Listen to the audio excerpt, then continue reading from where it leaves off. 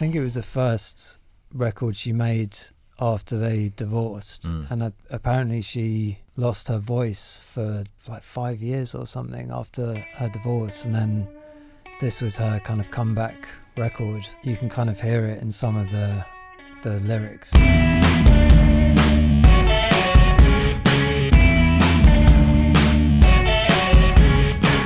This video is being sponsored by our friends at GPU Audio, who are about to release their free plugin suite for Mac OS. More from me in a bit.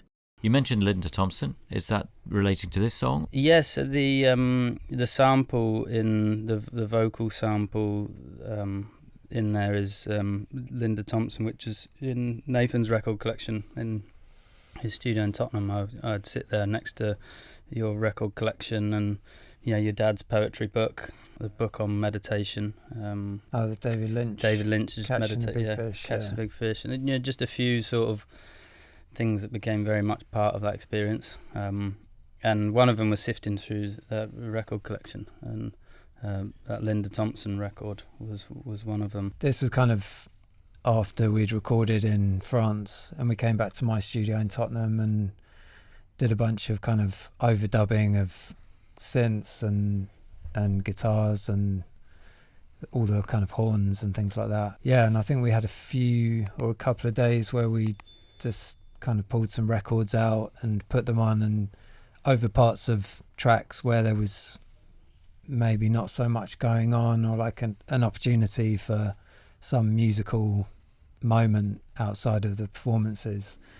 And yeah, I think the vocal in this Linda Thompson track just immediately was in the right key. Yeah, we were both sat there kind of, one of those serendipitous moments where it felt like the right track to put on, and then as soon as you put it on, it was really just a wonderful moment where it kind of, the stars aligned, I suppose. It just went, and we sat there going, "Wow, we could get this on here," and it would be, elevate it into something.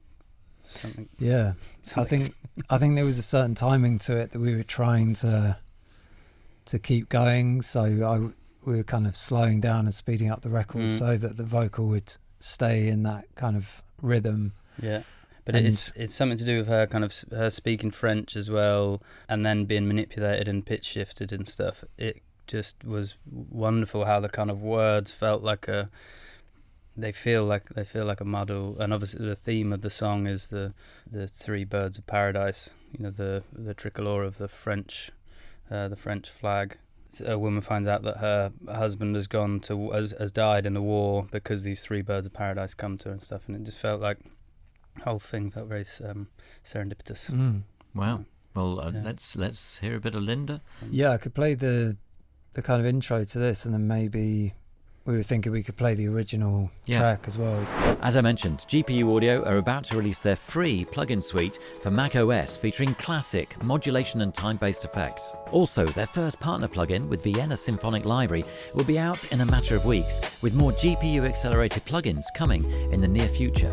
Get the latest news and all their free plugins by heading over to gpu.audio/tape notes. Links in the description below. Thanks to GPU Audio for supporting the show.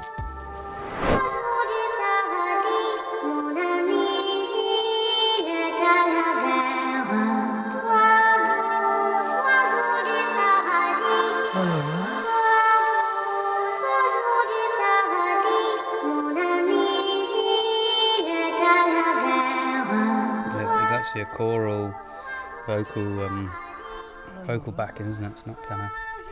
It's voices. Right. So that's the kind of manipulated, sampled part that we took, and I could play the original. Yeah, I mean, look at the record. And where does that? And can you play it within the song? Yeah, sure.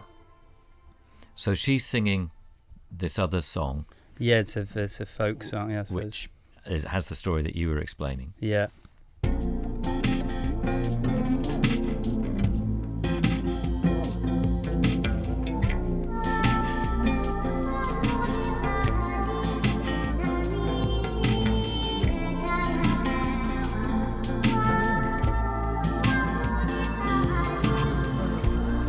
So that's what you did to marry it to your track, and then the original sounded like, and now we're picturing the two of you in your house, listening to the recording that you'd made in France.